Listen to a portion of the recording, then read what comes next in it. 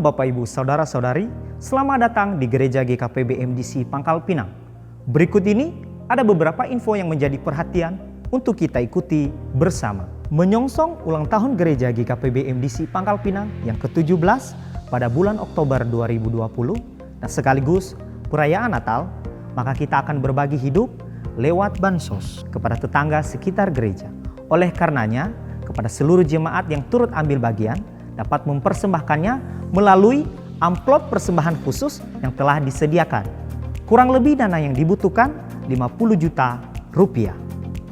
Bagi Bapak Ibu Saudara-saudari yang belum mendaftar kelas pemuridan dasar kekristenan, segera daftarkan diri Anda kepada Bapak Yanto Amalo. Kegiatan kesan sudah bisa dilaksanakan secara bertatap muka, namun tetap mengikuti protokol kesehatan.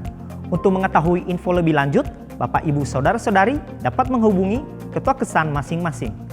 Kesan keluarga, kesan pemuda, dan kesan IMEX diadakan setiap hari Selasa dan Rabu dimulai pada pukul 19 waktu Indonesia Barat. Mari kita membangun keintiman dengan Tuhan melalui kegiatan doa di Gereja GKPB MDC Pangkal Pinang. Hari Selasa dan Kamis dimulai pada pukul 5 sampai pukul 6 waktu Indonesia Barat. Hari Rabu dimulai pada pukul 11 sampai pukul 12 waktu Indonesia Barat. Dan hari Jumat dimulai pada pukul 19 sampai 20.30 waktu Indonesia Barat. Bagi Bapak, Ibu, Saudara-saudari yang akan memberikan persembahan, Anda dapat mentransfernya ke rekening BCA dengan nomor 04156757777 atas nama Gereja Kristen Perjanjian Baru. Untuk mengetahui info lebih lanjut tentang Gereja GKPB MDC Pangkal Pinang, Bapak Ibu Saudara-saudari dapat mengikuti Facebook dan Instagram MDC Pangkal Pinang, aplikasi MDC Pangkal Pinang, serta akun YouTube GKPB MDC Pangkal Pinang. Demikian info tentang Gereja MDC Pangkal Pinang. Sampai jumpa minggu depan. Tuhan Yesus memberkati. Selamat pagi, Shalom. Kita percaya Tuhan bersama di dalam hidup kita. Amin. Bersumber kekuatan kita.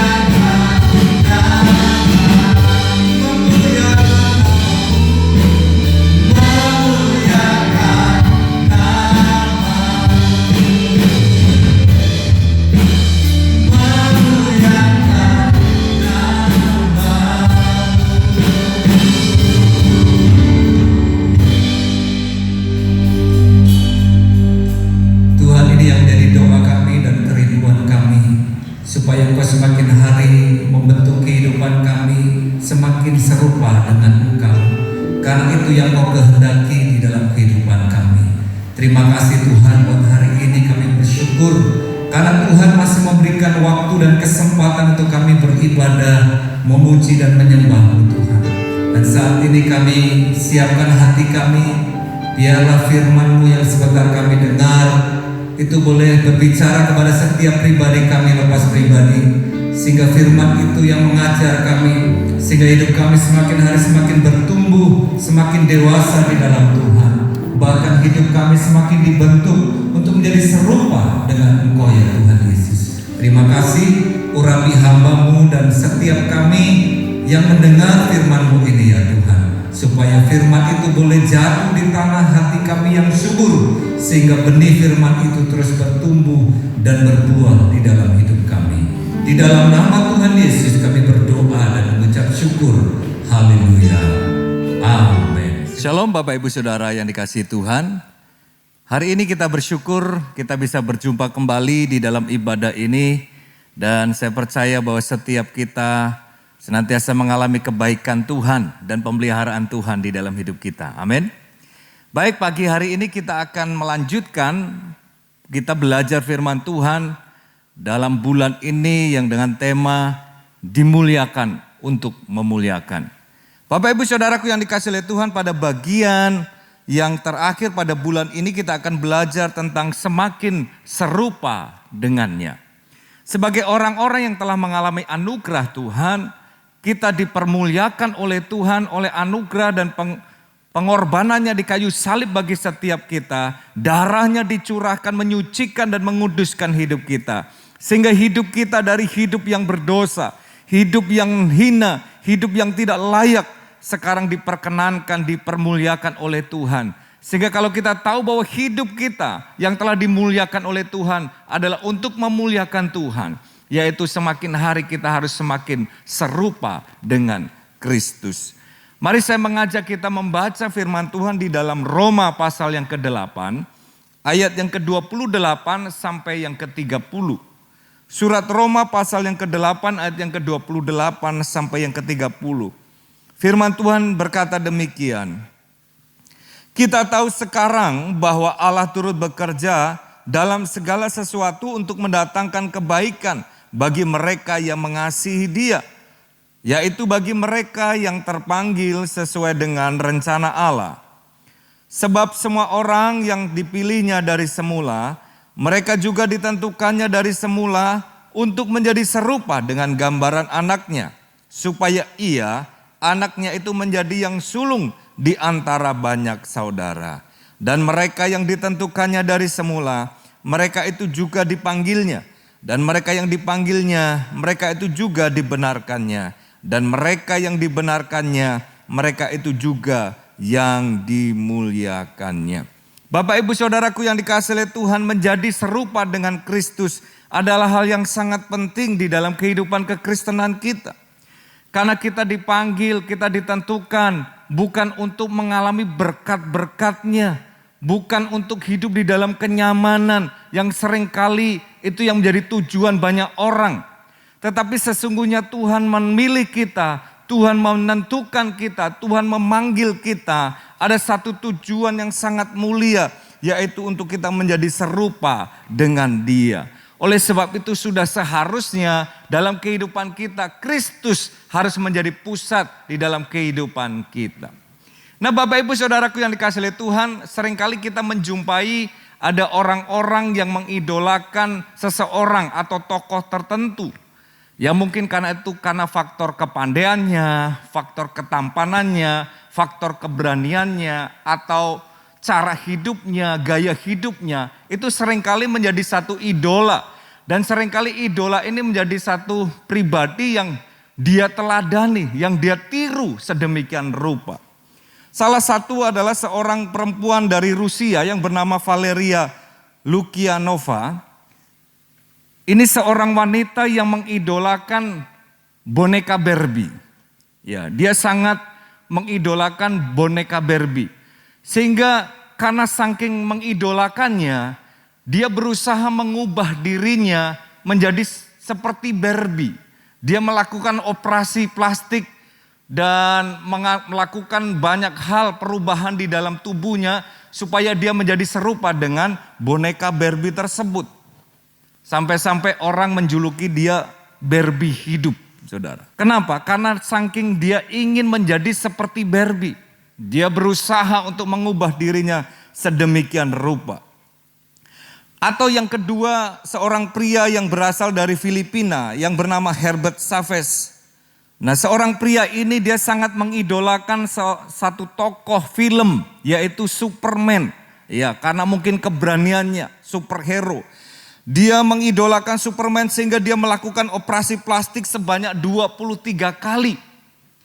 Dari umur 5 tahun dia sudah mengidolakan Superman itu. Sehingga dia ingin dia seperti Superman itu.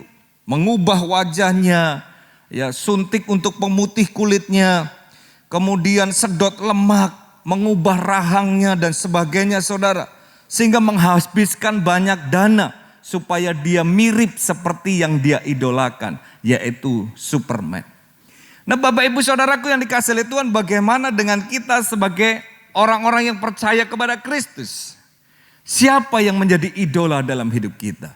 Siapa yang menjadi seorang pribadi yang kita teladani, yang perlu kita tiru supaya kita menjadi seperti dia?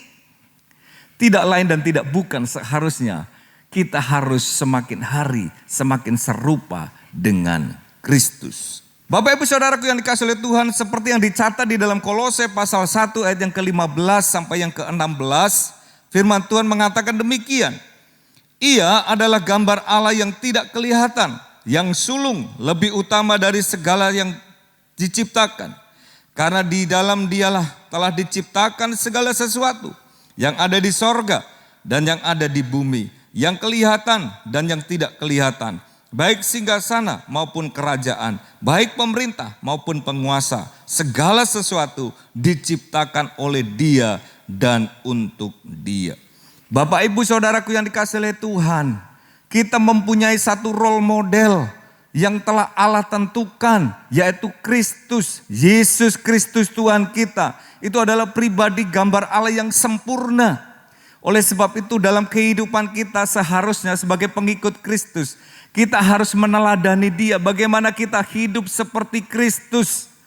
Semakin hari hidup kita diubahkan, semakin serupa dengan Dia. Hal ini adalah hal yang sangat penting di dalam kehidupan kekristenan kita. Sehingga hidup kita tidak hanya berputar-putar tanpa tujuan. Hidup yang tidak memiliki satu fokus, sehingga hidup kekristenannya tidak mengalami pertumbuhan. Nah, saudaraku yang dikasihi oleh Tuhan, Allah menghendaki supaya kita sebagai orang-orang yang telah percaya kepada Dia, hidup kita semakin hari semakin bertumbuh, semakin dewasa di dalam kehidupan rohani kita.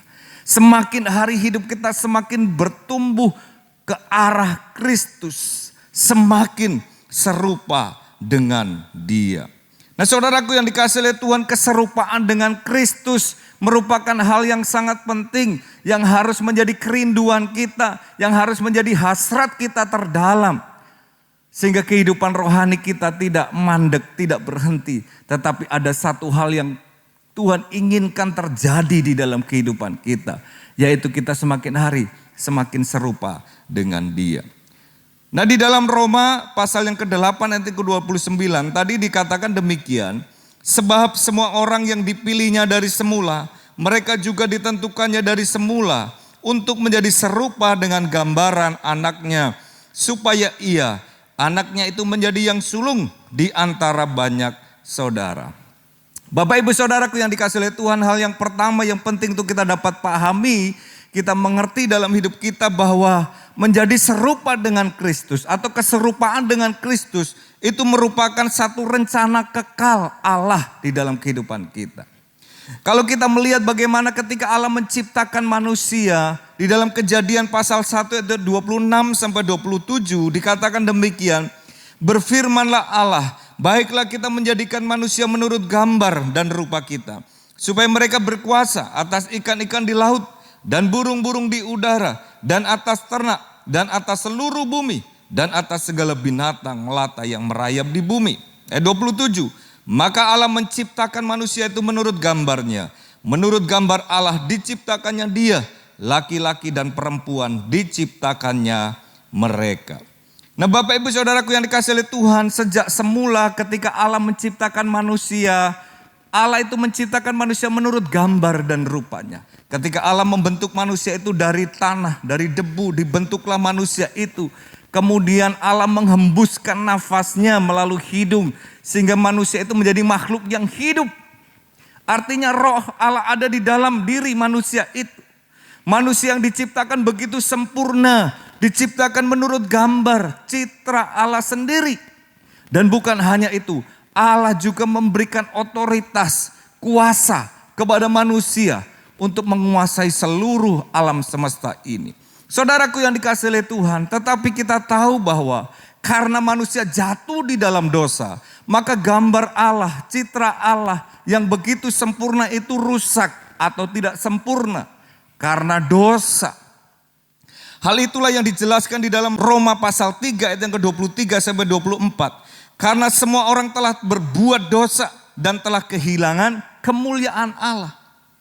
Dan oleh kasih karunia telah dibenarkan dengan cuma-cuma karena penebusan dalam Kristus Yesus. Saudaraku yang dikasihi oleh Tuhan, meskipun manusia sudah jatuh di dalam dosa, gambar dan citra Allah itu rusak di dalam diri manusia. Tetapi Allah begitu mengasihi manusia yang Dia ciptakan itu. Meskipun manusia jatuh di dalam dosa, Allah tidak membinasakan manusia itu. Tetapi Dia dengan kasih-Nya, oleh anugerah-Nya, Yesus Kristus datang ke dalam dunia ini, mengorbankan dirinya, supaya setiap orang yang percaya dan menerima Dia, hidupnya dipulihkan. Dan gambar Allah yang telah rusak karena dosa itu dipulihkan kembali. Nah saudaraku yang dikasihi oleh Tuhan, oleh sebab itu kita perlu memahami bahwa sesungguhnya untuk menjadi serupa dengan Kristus itu merupakan satu rencana Allah sejak semula bagi kita. Dan kalau kita memahami hal ini, saudaraku yang dikasihi oleh Tuhan, kita tidak akan menyia-nyiakan hidup kita. Kenapa? Karena Allah memanggil kita, Allah menentukan kita untuk kita menjadi serupa dengan gambaran anaknya, yaitu Yesus Kristus Tuhan kita. Sebetulnya saya dan saudara itu sudah ada di dalam rencana Allah yang begitu mulia. Rencana Allah yang begitu dahsyat. Yaitu supaya apa? Supaya hidup kita dikembalikan. Supaya kita menjadi serupa dengan gambaran anaknya. Yaitu Yesus Kristus Tuhan kita. Saudaraku yang dikasihi oleh Tuhan. Inilah yang perlu kita pahami. Kalau kita memahami hal ini, tentunya kita akan tahu bagaimana kita harus hidup. Sebagai orang-orang yang telah percaya kepada Tuhan. Yang kedua, keserupaan dengan Kristus adalah satu tujuan yang sangat mulia. Tujuan yang telah Allah tetapkan di dalam hidup kita. Saudaraku yang dikasihi oleh Tuhan, banyak orang tidak memiliki tujuan di dalam hidup. Kalau ditanya apa tujuan hidupmu? Ada beberapa orang yang masih bingung dengan tujuan hidupnya. Tidak mengerti tujuan hidupnya, tidak tahu bagaimana dia harus hidup. Sehingga kalau seseorang tidak memahami tujuan hidupnya, maka hidupnya itu bukan hidup yang maksimal. Tidak hidup dalam hidup yang maksimal. Hidup hanya berputar-putar dalam kehidupan setiap hari sebagai rutinitas yang tanpa tujuan yang jelas. Sehingga menghabiskan waktu dengan perkara-perkara yang tidak maksimal, dengan perkara-perkara yang tidak mulia. Tetapi Bapak Ibu Saudaraku yang dikasihi oleh Tuhan, sebagai orang-orang percaya kepada Kristus, sebetulnya Allah telah menentukan satu tujuan yang jelas dalam hidup kita. Kita dipanggil, kita dipilih, kita ditentukannya. Bukan hanya sekedar menjadi orang Kristen, bukan hanya untuk menikmati berkat-berkatnya. Tetapi ada satu tujuan yang sangat mulia. Allah memanggil kita, Allah memilih kita, Allah menentukan kita, yaitu supaya kita menjadi serupa dengan Kristus. Allah memilih kita, menetapkan kita, menuntun kita, membawa kita kepada rencananya, kepada tujuannya, yaitu supaya kita serupa dengan gambaran anaknya. Inilah destiny yang Allah tentukan bagi kita. Inilah tujuan yang Allah tetapkan bagi orang-orang yang percaya kepada Dia. Sebagai pengikut Kristus, tujuan hidup kita adalah untuk menjadi serupa dengan Kristus.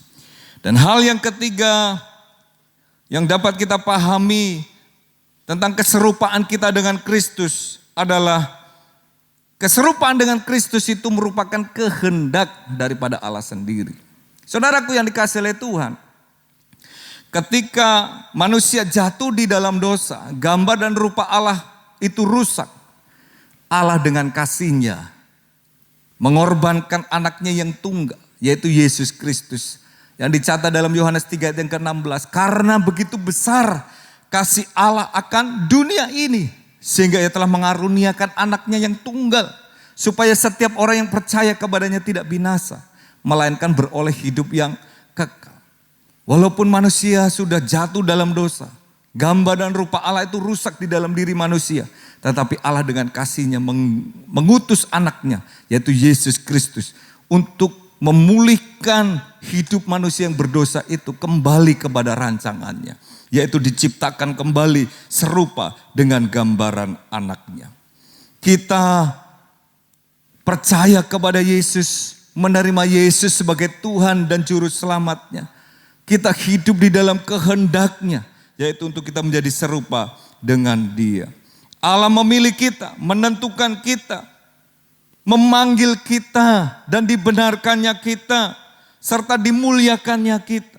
Itu adalah kehendak-Nya bagi setiap orang yang percaya kepada Dia. Saudaraku yang dikasihi oleh Tuhan, betapa bersyukurnya kita kalau hari ini kita dapat mengenal akan kasih Tuhan, akan anugerah Tuhan di dalam kehidupan kita. Dan Tuhan merancangkan satu rancangan yang begitu indah dalam hidup kita, yaitu kita menjadi serupa dengan Dia. Allah menetapkan satu tujuan yang sangat mulia dalam hidup kita, yaitu kita untuk menjadi serupa dengan Dia. Bahkan Allah menghendaki kita hidup di dalam rencananya, hidup di dalam tujuannya, yaitu menjadi serupa dengan Dia. Saudaraku yang dikasihi oleh Tuhan, setelah kita memahami hal ini dalam kehidupan kita, maka sekarang bagaimana kita bisa hidup semakin serupa dengan Dia? Apakah itu mungkin kita menjadi serupa dengan Kristus? Keserupaan dengan Kristus bukan berarti kita menjadi Allah, tidak. Keserupaan dengan Kristus berarti kita menjadi serupa dengan Dia, ya, menjadi seperti Kristus di dalam kehidupan kita. Tentunya bukan dalam hal fisik. Kita tidak perlu meniru fisik Yesus waktu ada di dunia yang kita lihat di gambar-gambar, saudara. Ya, pakai jenggot, kemudian pakai jubah. Tidak, tetapi yang menjadi keteladanan dalam hidup kita, keserupaan kita dengan Kristus adalah di dalam karakter hidup kita. Di dalam nilai-nilai yang ada di dalam Kristus itu harus ada di dalam kehidupan kita. Nah, kalau Kristus menjadi role model atau teladan, satu pribadi, satu sosok yang harus kita hidupi, yaitu menjadi serupa dengan Dia itu, maka saudaraku yang dikasihi oleh Tuhan, kita perlu belajar dari pribadi Yesus, menghidupi Kristus di dalam hidup kita. Di dalam 2 Korintus 3 ayat yang ke-18 dikatakan demikian. Dan kita semua mencerminkan kemuliaan Tuhan dengan muka yang tidak terselubung. Dan karena kemuliaan itu datangnya dari Tuhan yang adalah roh, maka kita diubah menjadi serupa dengan gambarnya dan kemuliaan yang semakin besar. Saudaraku yang dikasihi oleh Tuhan, kalau Kristus itu menjadi satu pribadi yang kita teladani, yang kita tiru, yang kita hidupi, karena Dia adalah cerminan daripada Allah sendiri. Roh Kudus yang diberikan di dalam hidup kita, mengerjakannya di dalam kehidupan kita. Menjadi serupa dengan Kristus itu bukan satu peristiwa yang terjadi secara instan atau mendadak, tetapi ada satu proses yang terjadi di dalam kehidupan kita. Ada hal yang terjadi yang mengubah kehidupan kita. Hal yang pertama untuk kita dapat menjadi serupa dengan Kristus itu dimulai dari Allah sendiri, karya Allah di dalam kehidupan kita. Seperti yang dijelaskan tadi dalam Roma pasal yang ke-8 ayat yang ke-29, dicatat demikian. Sebab semua orang yang dipilihnya dari semula, mereka juga ditentukannya dari semula untuk menjadi serupa dengan gambaran anaknya. Supaya ia, anaknya itu menjadi yang sulung di antara banyak saudara. Allah yang telah memilih kita, Allah menentukan kita untuk menjadi serupa dengan gambaran anaknya, yaitu Yesus Kristus. Jadi untuk menjadi serupa dengan Kristus, itu Allah sendiri yang telah mengerjakannya di dalam kehidupan kita. Di mana Allah dengan kasih-Nya memilih kita. Dengan sepengetahuannya Dia menentukan kita untuk kita dapat menjadi serupa dengan gambaran anaknya, yaitu Yesus Kristus Tuhan kita. Iman kita kepada Kristus, ketika kita menerima Yesus sebagai Tuhan dan Juru Selamat di dalam kehidupan kita, maka pada saat itu roh kita dilahirbarukan. Allah tinggal di dalam diri kita, membawa kita kepada rencananya yang semula itu, yaitu apa? Untuk kita dapat menjadi serupa dengan Kristus. Jadi hal yang pertama untuk menjadi serupa dengan Kristus, itu dimulai dari karya Allah di dalam hidup kita. Itulah anugerah yang patut kita syukuri di dalam kehidupan kita. Karena oleh anugerahnya kita dapat mengenal Dia. Oleh anugerahnya kita dapat menerima kasih, pemulihan, dan rencananya yang begitu ajaib di dalam kehidupan kita. Saudaraku yang dikasihi oleh Tuhan, kalau hari ini engkau bisa percaya kepada Kristus, engkau bisa menerima Dia sebagai Tuhan dan Juru Selamatmu dalam hidupmu, itu adalah anugerah di dalam hidupmu. Engkau telah dipilih oleh Tuhan, engkau ditentukannya supaya engkau hidup semakin hari semakin serupa dengan Dia. Dan hal yang kedua, bukan hanya Allah yang mengerjakannya di dalam kehidupan kita, lalu kita pasif tidak melakukan apa-apa. Tidak, saudara. Kalau Allah telah mengerjakan bagiannya di dalam hidup kita, dengan memilih kita, memanggil kita, menentukan kita untuk menjadi serupa dengan gambaran anaknya. Sebagai respon dalam kehidupan kita, bagaimana kita hidup ini sebagai orang-orang yang telah dipilih, telah ditentukannya untuk menjadi serupa dengan Dia, adalah terus senantiasa tinggal membangun relasi yang akrab dengan Kristus. Semakin hari semakin akrab dengan Kristus. Semakin hari semakin memiliki keintiman dengan Kristus. Membangun relasi yang makin dalam dengan Kristus. Di dalam Galatia pasal yang kedua ayat yang ke-20 di sana dicatat demikian. Namun aku hidup tetapi bukan aku lagi sendiri yang hidup. Melainkan Kristus yang hidup di dalam aku.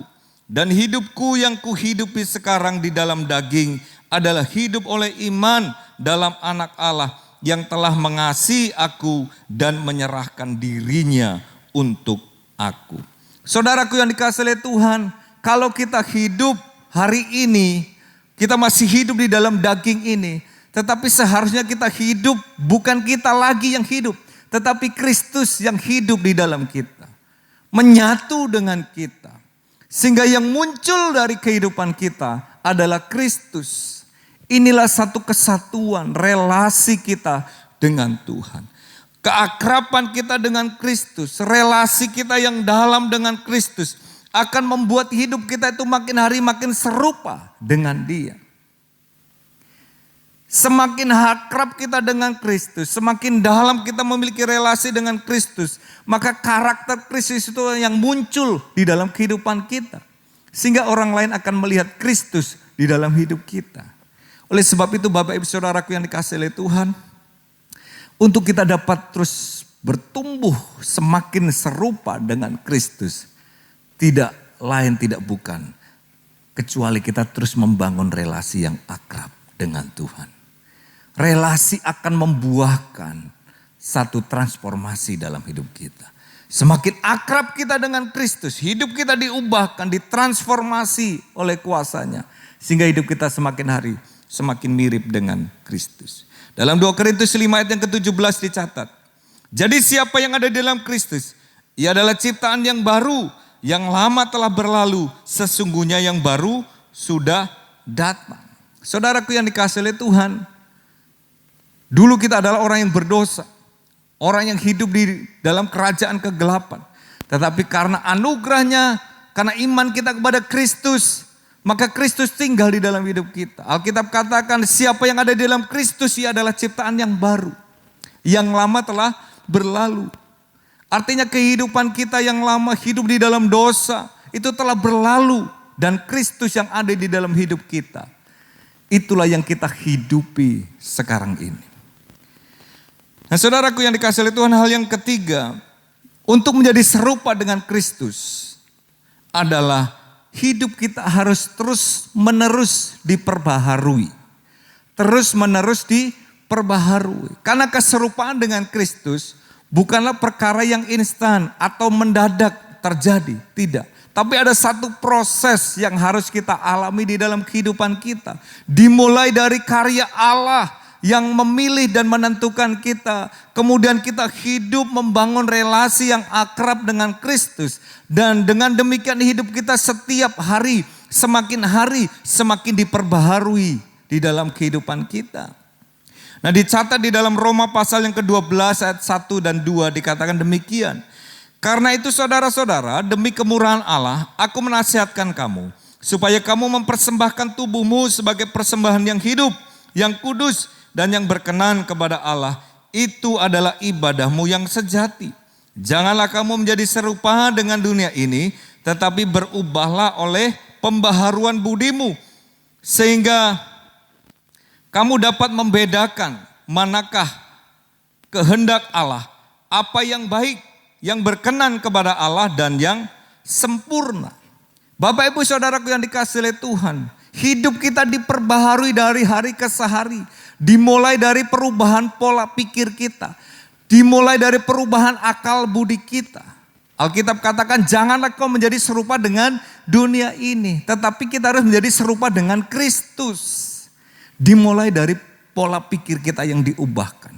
Akal budi kita diperbaharui.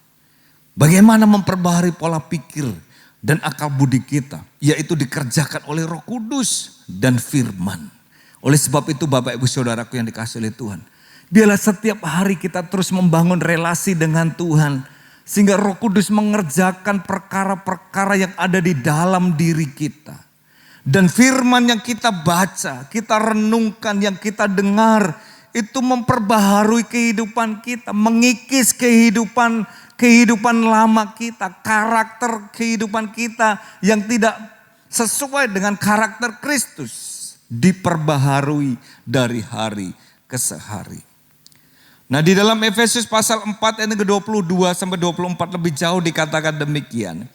Yaitu bahwa kamu berhubung dengan kehidupan kamu yang dahulu harus menanggalkan manusia lama yang menemui kebinasaannya oleh nafsunya yang menyesatkan, supaya kamu diperbaharui di dalam roh dan pikiranmu dan mengenakan manusia baru yang telah diciptakan menurut kehendak Allah di dalam kebenaran dan kekudusan yang sesungguhnya. Saudaraku yang dikasihi oleh Tuhan, pola pikir kita, akal budi kita diperbaharui oleh Roh Kudus dan kuasa firman.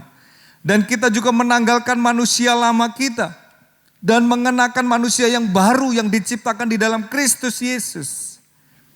Itulah yang menjadi bagian kita untuk kita dapat semakin hari semakin serupa dengan Kristus. Bapak ibu saudaraku yang dikasihi oleh Tuhan.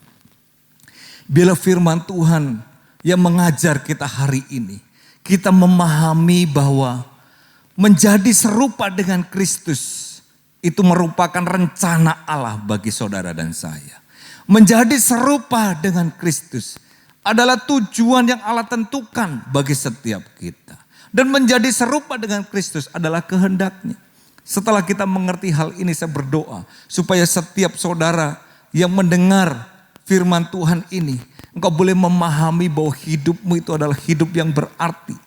Bukan hidup dalam kesia-siaan. Karena itu kita perlu meresponi apa yang menjadi rencana Allah, apa yang menjadi kehendak Allah, apa yang menjadi tujuan Allah itu dalam hidup kita. Yaitu menjadi serupa dengan Dia.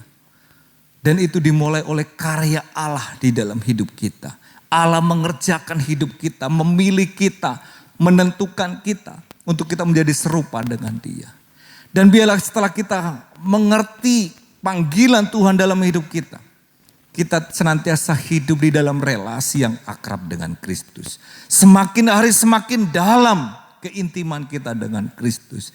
Dengan demikian hidup kita akan diperbaharui dari hari ke hari. Oleh apa? Oleh kuasa Roh Kudus yang ada di dalam diri kita dan oleh kuasa firman Tuhan. Saudaraku, inilah firman Tuhan yang kita dengar hari ini. Bila kita hidup sebagai orang-orang yang telah dimuliakan Tuhan. Hidup memuliakan Tuhan. Yaitu semakin hari semakin serupa dengan Kristus. Tuhan Yesus memberkati. Mari saudara kita bangkit berdiri bersama-sama. Kita mau datang kepada Tuhan, menyembah Dia. Sebab Yesus Tuhan yang mulia, yang layak disembah dan dipilih. Terima kasih Tuhan Yesus.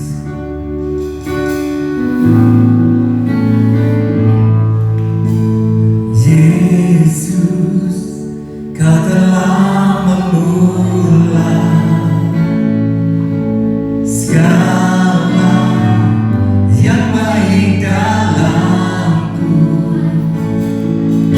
Engkau menjadikanku serupa gambaranmu dan berharga di matamu. Yesus, Kau telah mengulang karya yang mulia dalamku.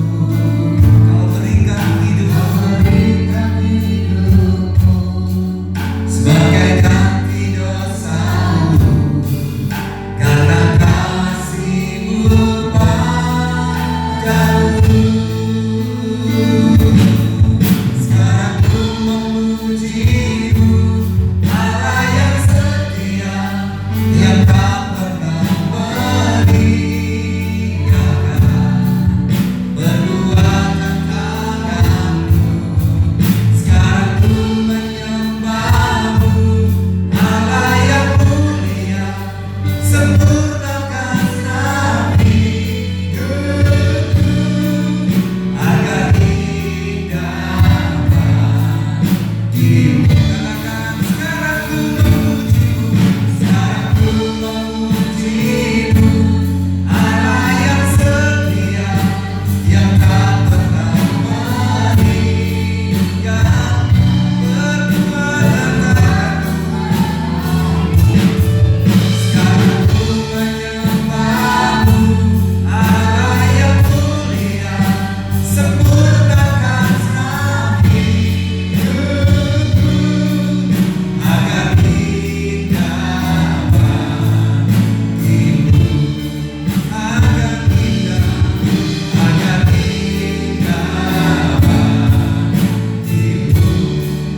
oh, agar indah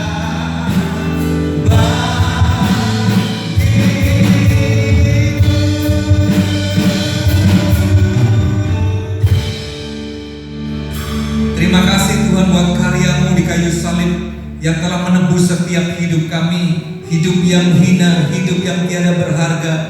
Sekarang hidup kami memiliki arti hidup yang bermakna. Bahkan Engkau menghendaki supaya kami semakin hari semakin serupa dengan Engkau ya Tuhan Yesus. Terima kasih buat hari ini, buat firman-Mu yang kami dengar. Biarlah hidup kami terus semakin diubahkan, semakin hari semakin sempurna seperti Engkau ya Tuhan Yesus. Terima kasih Bapa, kami bersyukur untuk firman-Mu hari ini. Bapak Ibu Saudara yang dikasihi oleh Tuhan, kita akan mengakhiri ibadah ini. Mari kita datang kepada Tuhan. Arahkan hatimu dan angkat tanganmu kepada Tuhan untuk menerima berkat daripada Tuhan. Kiranya Tuhan memberkati engkau dan melindungi engkau. Kiranya Tuhan menyinari engkau dengan wajah-Nya dan memberikan engkau kasih karunia. Kiranya Tuhan menghadapkan wajah-Nya kepadamu dan memberi engkau damai sejahtera. Pulanglah, terimalah berkat dari Allah Bapa, kasih dan cinta di dalam Yesus Kristus, dan persekutuan yang manis oleh Roh Kudus menyertai dan menuntun setiap saudara mulai saat ini sampai Maranatha. Di dalam nama Yesus, haleluya, amin. Selamat hari Minggu, Tuhan Yesus memberkati.